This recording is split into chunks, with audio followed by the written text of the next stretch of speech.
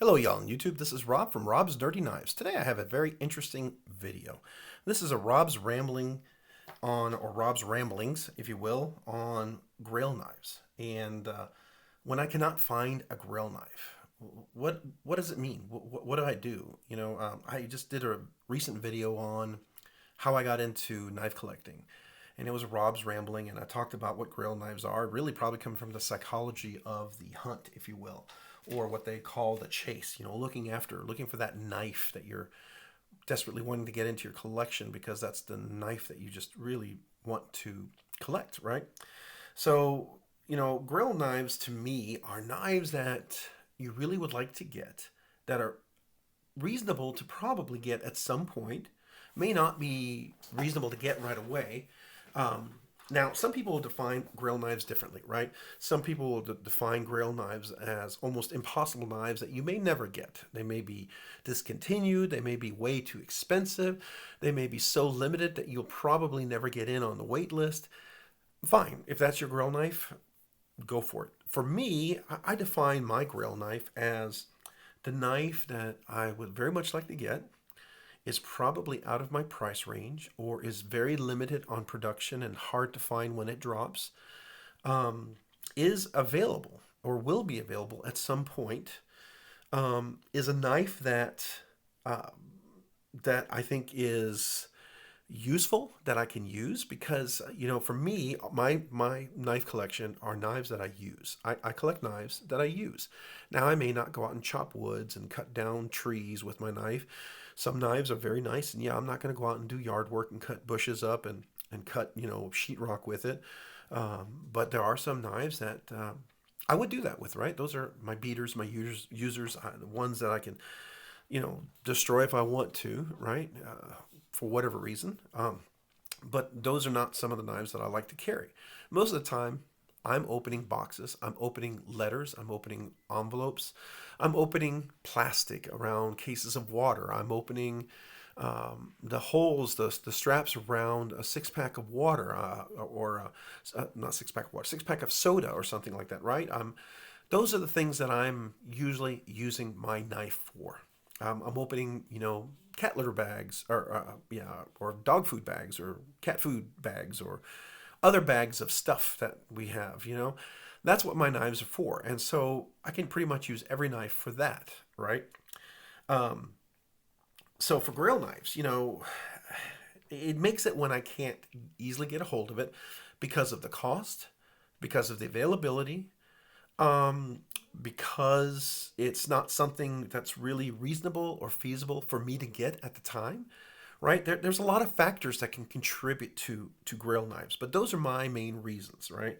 Um, for instance, I would love to put like a Herman knife or a Koenig Arius on there, but some of those Koenig Ariuses and the Hermans that I look at, they're beautiful, gorgeous knives, but they are like you're talking in the thousands of dollars, even like a Sheer Gorov.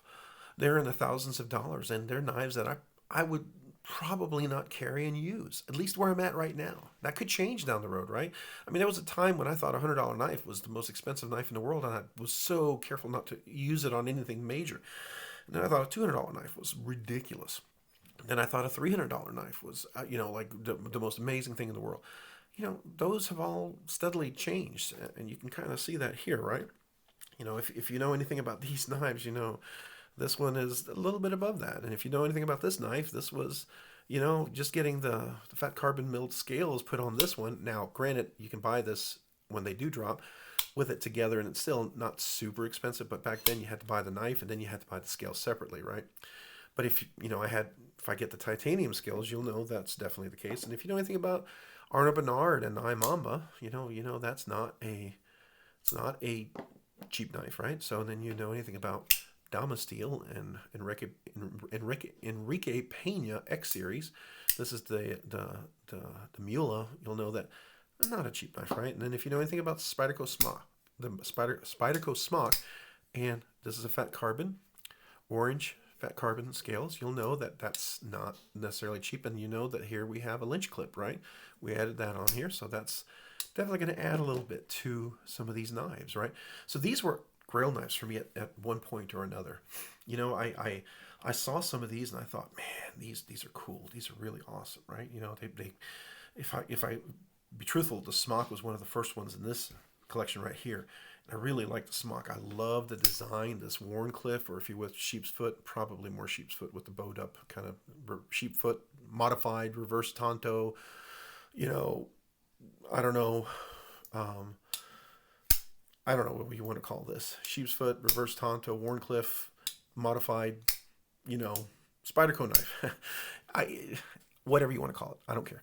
But this one was so cool because it was hollow grind and it's a Spyderco and now it's made in Taiwan. I get it, but their properties and the way they do their heat treats on this is CPM S30V.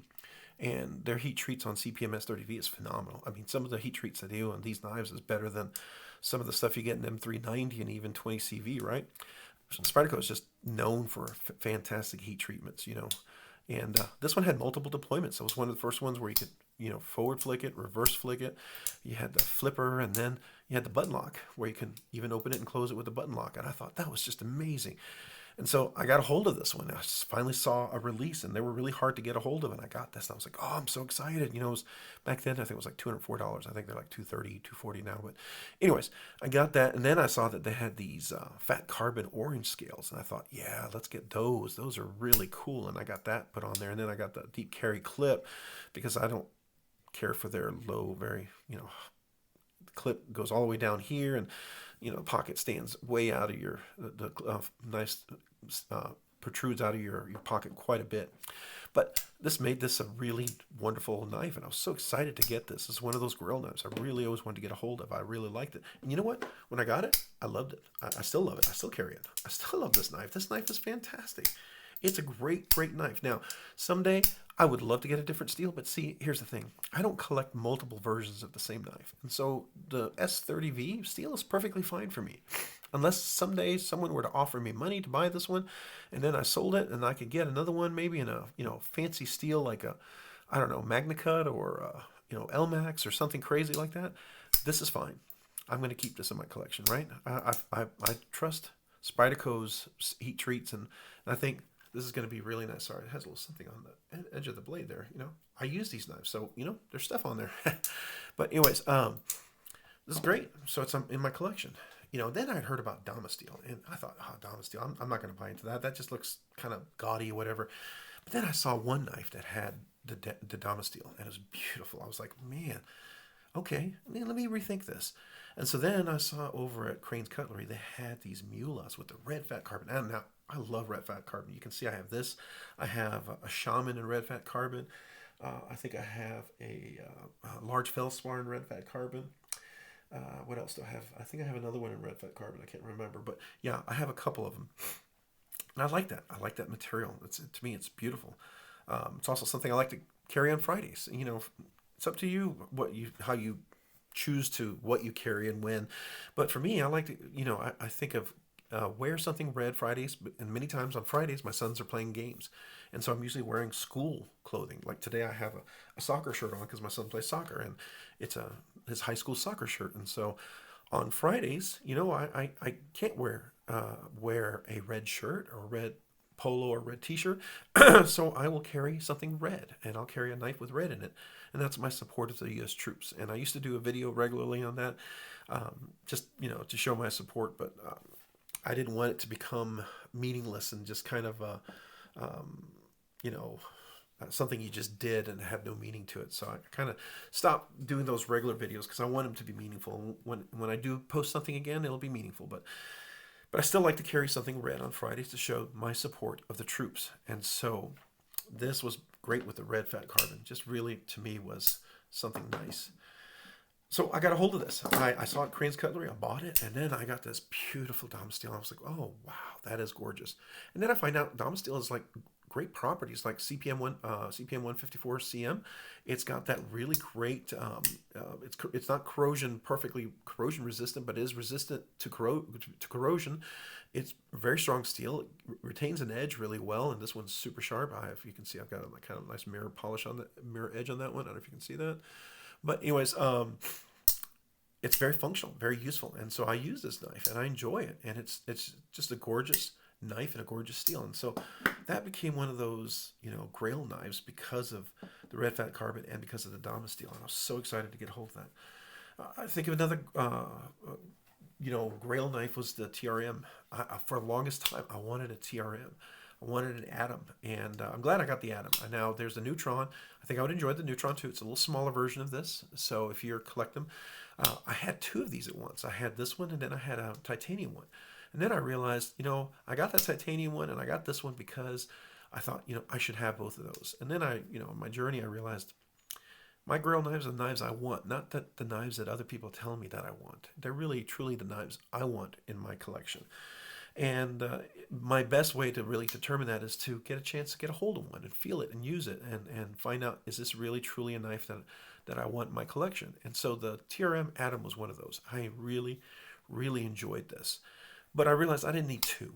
And so I sold the one with the titanium scales because, quite frankly, I like the carbon fiber better. I like the contour. It's got a little texture on there, if you can see that. The red fat carbon, again, is a color I enjoy. It's everything that I want the knife to be, and it works beautifully. Oops, didn't mean to hit that. Everything I want the knife to be, and it works beautifully, right? It's got a beautiful thin edge, very slicey, very flat grind. And I enjoy carrying this one. It's very fun, very great to use. It's on washers, but the action is ridiculous for a knife on washers. So I enjoy that.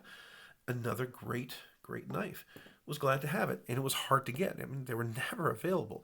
Now, TRM since then have really started upping their production. There are a bunch more available, and their stuff is great. You can get more of their stuff sometimes.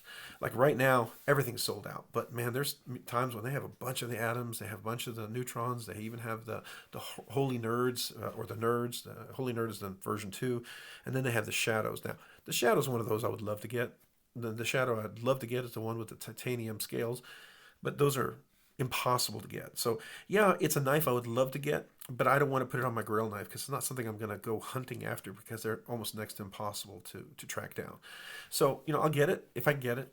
And if I can't, then I don't, and so to me, I want to get knives that are reasonable, things I can enjoy, I can use. And, it doesn't have to be the most outrageous one, right? So here's another one. I saw this. Oops. Got to do this on camera, doing it down this way. It's a little hard for me to flick a knife at a weird angle, right? Flicking it like that's a little more natural, but then I get close to the camera, you can see that. It looks like I'm about to hit you there. But this Microtech Annex, I always wanted a Microtech, but a folder. I didn't really want their OTFs. I'm not a big OTF fan. I had one that I returned. I think it was an axial one. Great little knife, wonderful. I just wasn't for me. It was super small. I'm not into the small ones for sure. I got a chance to feel one of the Guardian. Not Guardian, the Heretic ones, which I believe is Marfion's son started that company. So Marfion is the custom knife maker who made this one right here. He's the designer for this one, and he makes a lot of their custom stuff, right? And his son started Heretic knives, and so there's some similarities, but there's not. But he does some of his own stuff and some very unique stuff. But I like the folding knives. That's why I'm really excited about, for instance, their MSI Ramlock one that they're coming out with. It's reasonably priced. If you see the Microtech has had a few drops on it, and you just can't get them because everyone wants them. And I'm sure when they're resold on the reseller market, they're going to be over $100 more or $200 more, and people will pay it because people will pay that for it. I would like to get one. I realize it's on my Grail list because it's going to be one of those knives I get down the roads, right? So what do I do when I can't find those? What do I do when I can't find some of these? These guys I found, right? What are the ones that I can't find? What do I do? Well, the MSI by Microtech is one that's on my list. I keep looking. I hope that I run into it, but I'm not in a panic sweat that I have to have it, right? It's a great knife. It looks really wonderful. It looks like it's got some beautiful design. There's just so many other great knives out there that I'm not at a loss for myself that I must have that. I don't collect only one style of knife. I'm not a Microtech only or Spyderco only or, Benchmade only or zero tolerance only kind of collector. There are some people who do that. And, that's fine. If that's your collection, go for it. Those are your Grail knives. You go after those Grail knives. I'm not. That's not me. And, I have the knives I collect because they're ones I enjoy. And so my Grail, when I cannot find those Grails, what do? I look for other things. I either am patient and wait and hope that I run into it. For instance, recently there was the EMP by EDC, The Relative. They had announced that, I don't know, 6 months ago or a while back. He was talking about him, and I really liked it. I've had the Nimble. I've had two versions of the Nimble. I've had the regular Nimble, and I had the Nimble with Tonto blade shape. Like them both, great knives. They're relatively small. They're a little bit smaller than like this QSP Pyrite, and really, really fidgety, really great. But what I've noticed is because my hands and their width, they're like large hands and width-wise, but medium and lengthwise, but large and width-wise. And so when I would get in there and I would try to drop the lock to come down, I guess it would be similar to something like this. When I drop the lock, no, not this one. What would be a good one too, as an example?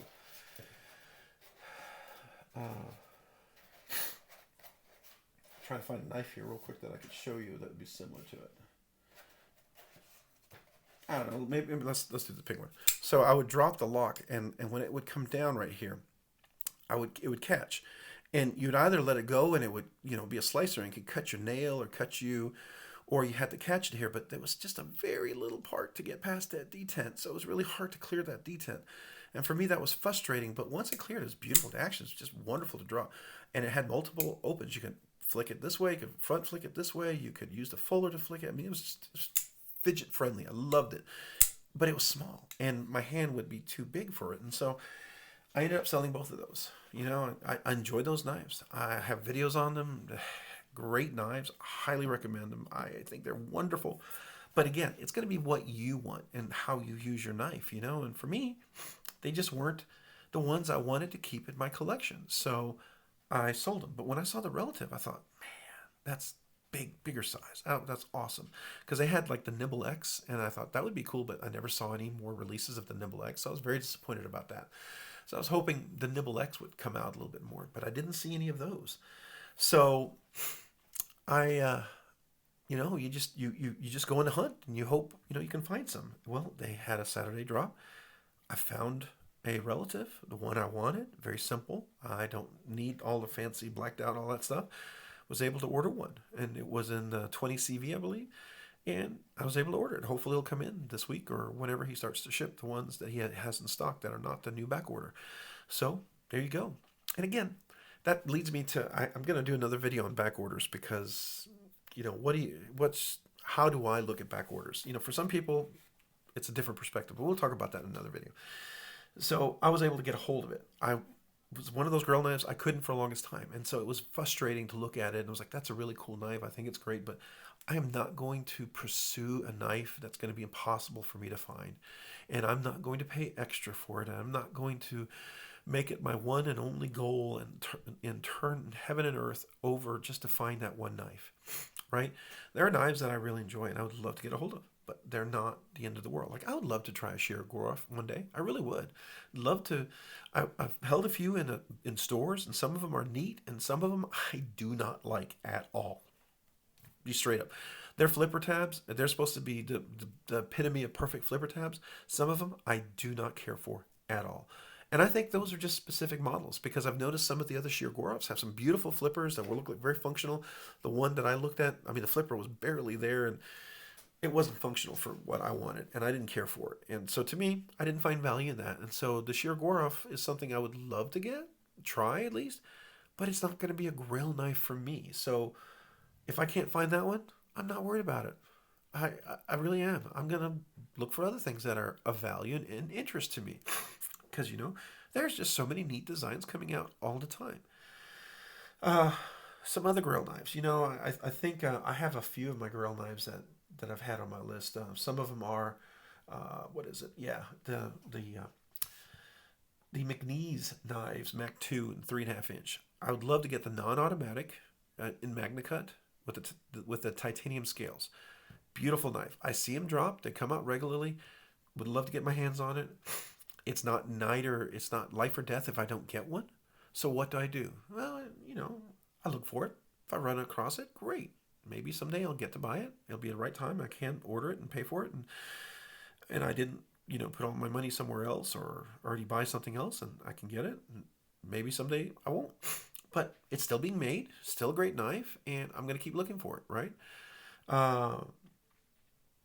that's one of those knives. What do I do? Well, it's on my list, and I just keep looking, but it's not the end of the world. I have a Rick Hinderer, the Maximus. I'm not a Rick Hinderer, like, super diehard fan. I enjoy his stuff. His stuff is fantastic. The craftsmanship is amazing. I had a Jurassic, loved it. Beautiful action, beautiful quality. Everything was just superb. But let me tell you, the that particular knife was it just, I didn't like where the detent was, and with my hand and the way it would drop. If I come up here and I'm flicking it and I would drop it, I'd have to clear a path before it would come all the way down. It's very frustrating for me.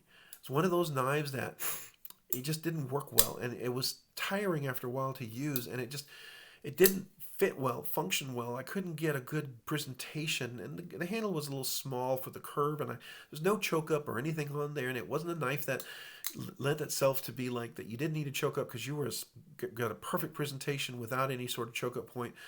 It was a little disappointing. That's why the XM18 and some of those other ones have that finger choil. It's really great to choke up on those. You know, I think of this one right here.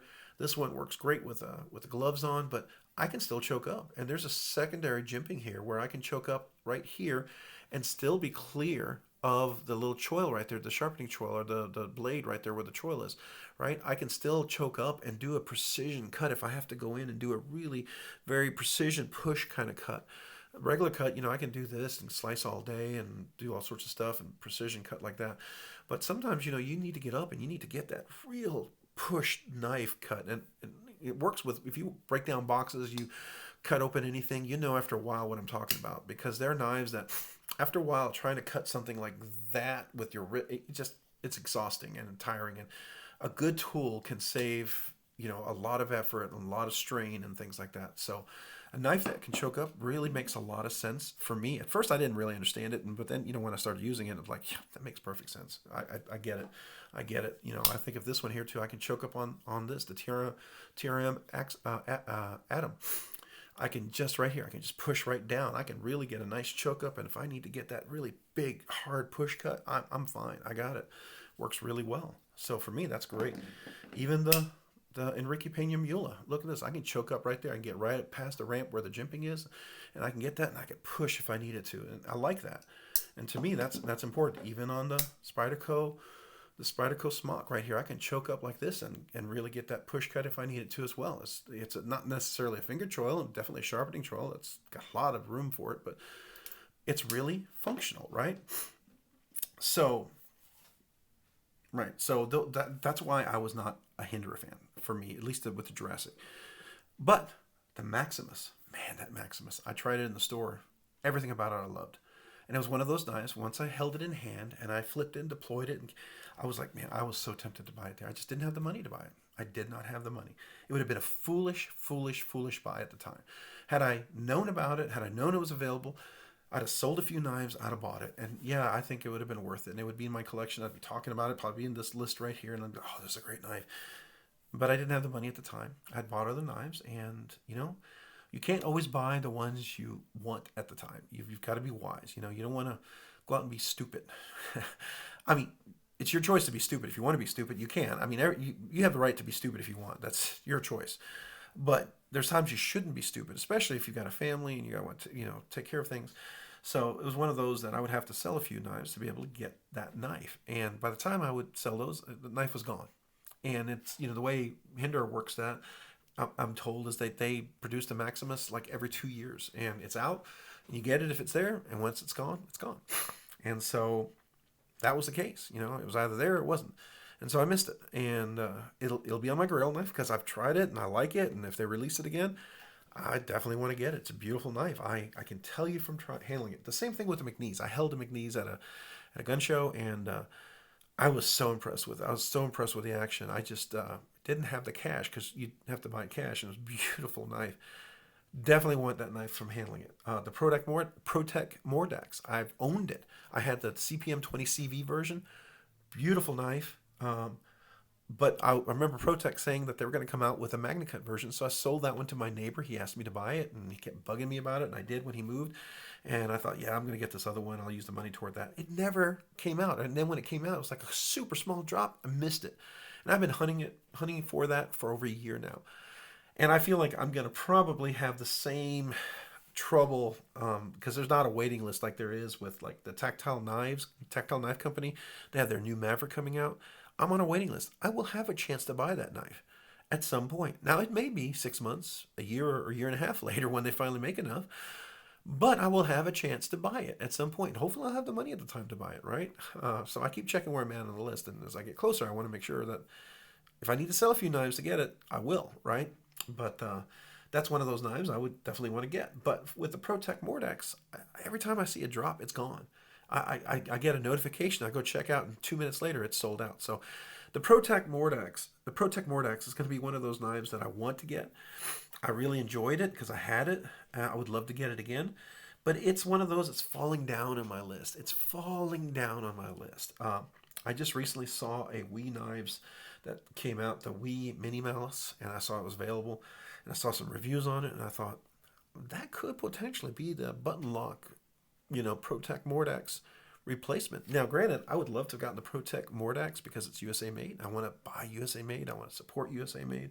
I like supporting ProTech, and I wish they could produce more, but I know making in the USA it's going to be difficult, and they have to make their bread and butter knives to support the company. And some of these other knives, maybe they don't make as much profit on them, and I get the whole business part.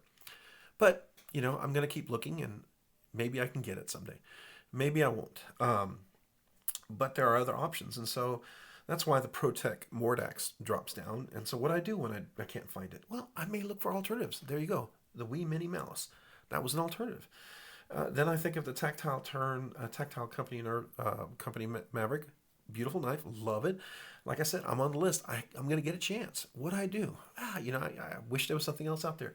Well, then I run into the Kunwu knives, released the Pulsar recently. The Pulsar, which is an axis like or able lock or crossbar lock, whatever you want to call it. It's got the Omega springs in it. It's a similar knife, and they released a beautiful knife. The design is just phenomenal. I saw the reviews. Everyone's reaction to it was great.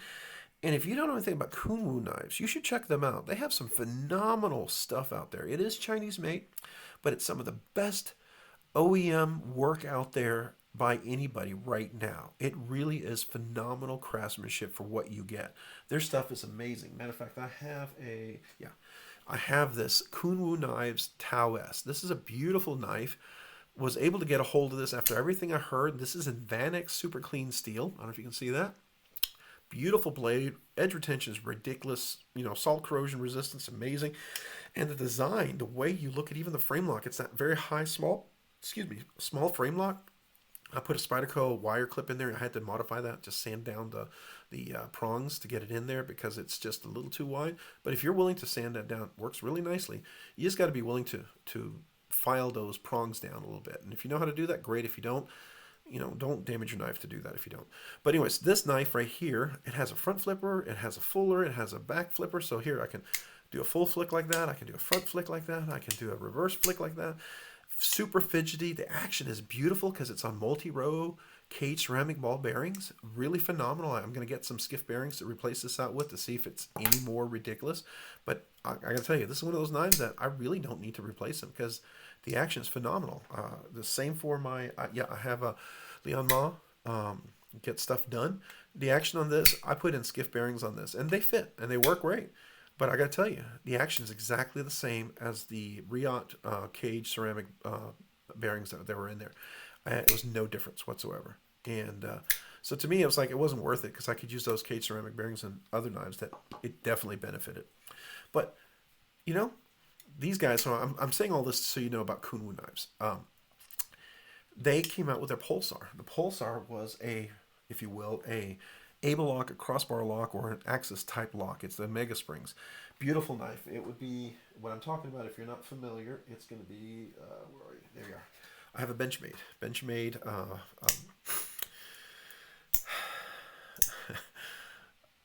My brain just went dead. Like bug out. Wow, the bug out, and it has the axis lock on here, and it's the same as the able lock or what they call a crossbar lock. And so the tactile knife company Maverick has this as well. It's going to be this able lock, and it works really wonderfully. And it's this beautiful mill titanium handle. It's gorgeous and everything, and I was super excited about that. And then when I saw the Pulsar by Kunwu, I ordered it. It's like it's available, and it's significantly less. Yes, but a beautiful, beautiful, beautiful knife, and I can't wait to get it because everyone's given just thumbs up, and everything I've gotten from Kunwo has been phenomenal. Their craftsmanship, their quality control is just amazing. It's the best bang for your buck. I would agree with a lot of other YouTubers who say it's one of the best bang for your buck out there, and that is so true.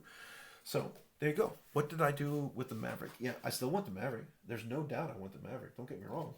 The Maverick is something I definitely want to have in my collection, but hey, there's the Pulsar, and there you go. There's something else that's pretty cool.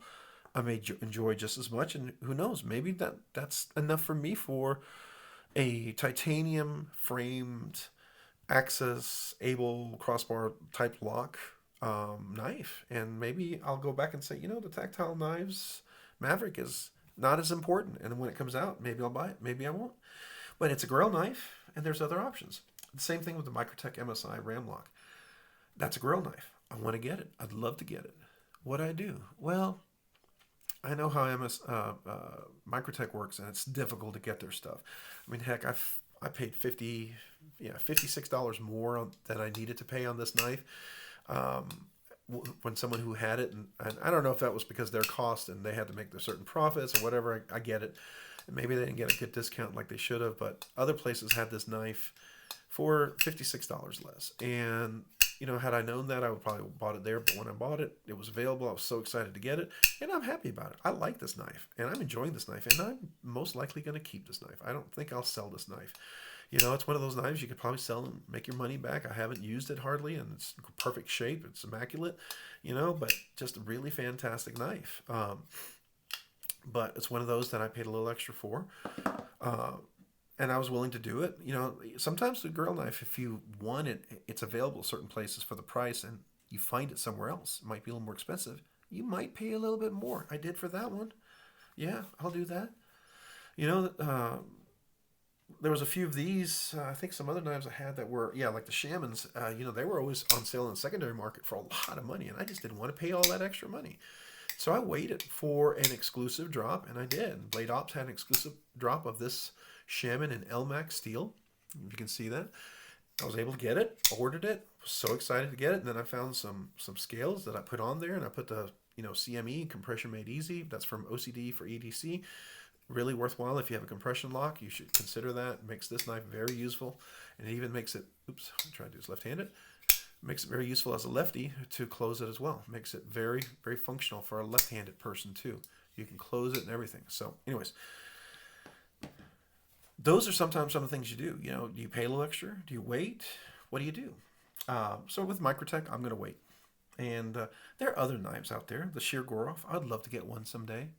But I'm not going to pay full price for a used beat up one. I'm not going to pay extra to go to one of those other, custom knife places that usually charges you 10, 20, 30% more than the normal cost.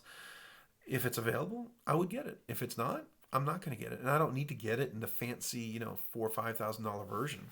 I'd love to get a Herman someday. I'd love to get a Koenig Arius someday, but all of those knives, most of the time in the resale market, they're so expensive.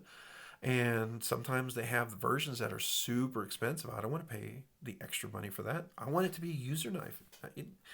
I'm not into the super, super fancy glitter and Mokutai and this and all that. I don't know if I have any knives with Mokutai. Yeah, I have one knife that has fire anodized. That's as crazy as I've gotten. And I like this. The fire anodization is subtle to me. It's beautiful, but it's very subtle. It's very useful, and it's understated and kind of, clandestine, if you will, kind of hidden, but in a beautiful way that you still see it and can appreciate it. So it's not overt and kind of disruptive to the enjoyment of the knife. This is the Makani by Wee Knives, one of those limited editions. I really enjoy this knife. Gorgeous, gorgeous knife. Action is beautiful, but that's about as crazy, I think, as I want to get right there. Besides maybe, fat carbon. That's about it.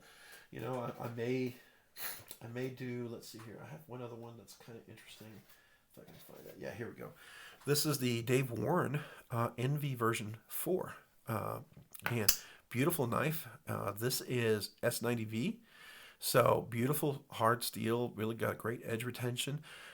Beautiful Warncliffe here on this one, right?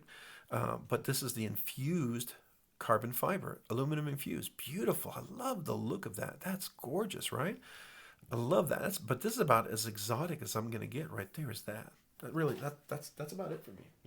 I like carbon fiber. I like a few touches, but I'm not into much else on that. There's not really much else you're going to see me do. I'm looking here at some of these knives. Do I have anything that's really kind of crazy? No, that's about it, right? So what I do for the Grail knives if I can't find it? Well, I buy Consolation sun knives, sometimes in frustration, yes. I will wait for others. And other times, something may just fall off my list as a Grail knife because it's just not going to be reasonable for me to get. And I'm not going to pursue it. And, if I were to ever run into it down the road and it happened to come up, sure, I might get it.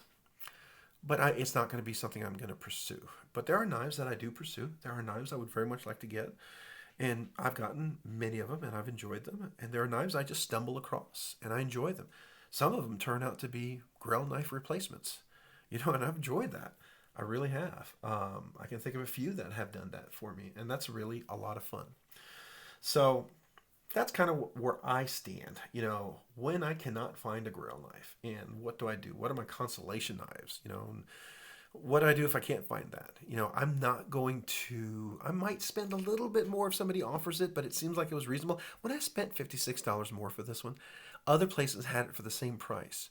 And after I bought that and I saw it out for a little bit, then a few weeks later, about a month later, a few other places had this for the normal price. And I was like, man. But you know what? I don't regret it. I've enjoyed carrying this. It's been a fun knife. I don't regret it. I still enjoy this knife and I'm not unhappy about having this knife. So there you go. $56 to have enjoyed it for a month extra. Yeah, okay. Yeah, all right. I'm okay with that. In this case, I wouldn't maybe 100 or 200. No, I wouldn't have done that. But it was $56 more. Okay. I didn't have to pay taxes. I didn't pay shipping. So maybe it's a wash. So I was all right with it, right? So there you go. That's kind of where I stand with my Grail knife search and my hunt, my chase, if you will, of knives.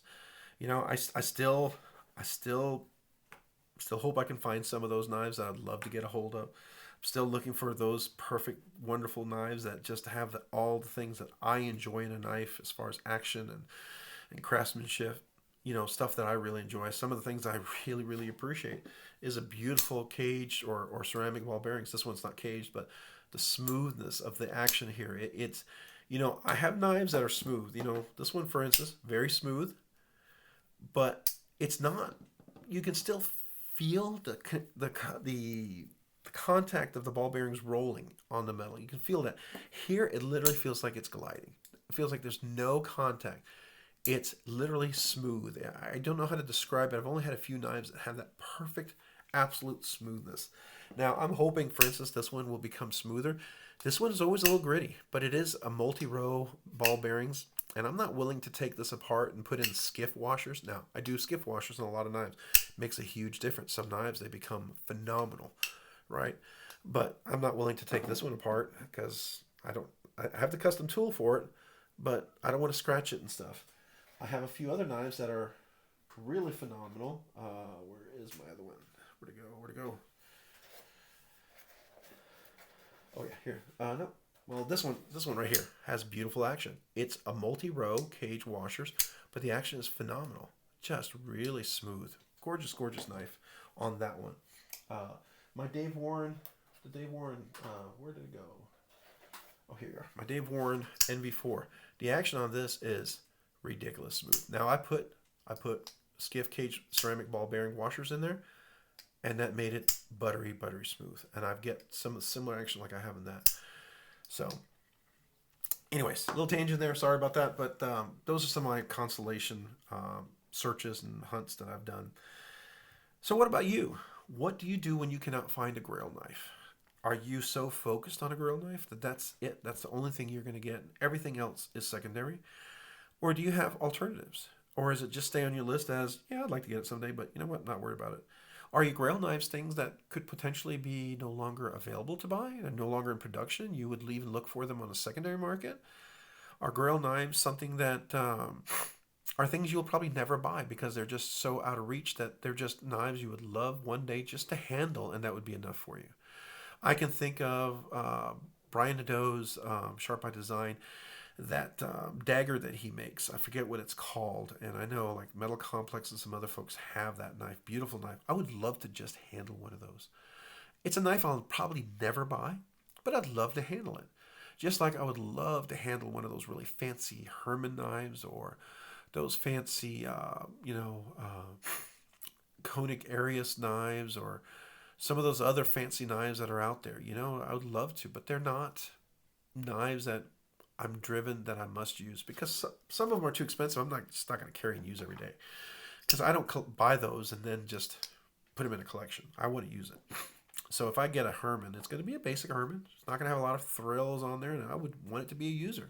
Now, like this one right here, for instance, I'm not going to go out and chop woods with stuff like this. I'm not. I'm going to go out and beat down trees and stuff, but I will cut everyday stuff with this for sure. Yeah, I'll carry this for sure. You can even see I've got some scuff marks on there, and I'm okay with that. So if I have one of those knives, I'm going to expect that. That's okay with me, right? So that's with my Grail knives. And what about you? Again, feel free to comment down below. Let me hear your thoughts on it. I'd love to hear it. I'd love to have a little discussion with you about it. And, if you have any other ideas for other videos, please let me know. That I would also love to hear about. Any questions you have. I'd love to have some Rob's ramblings on those. Again, thanks so much for watching today. If you enjoyed this content, would you consider hitting the like button? And if you like this video, would you consider subscribing so you can get more videos from me, and especially if you hit that notification button, then you'll be notified of my upcoming content. That sure would help me out to know that the content I provide is of value and of interest and helps me to know to make more. And then if you like this, would you consider following me over on Instagram at robs_nerdy_knives. That's robs_nerdy_knives. Hey, thanks so much for watching today. Have a great day and a great week. Bye.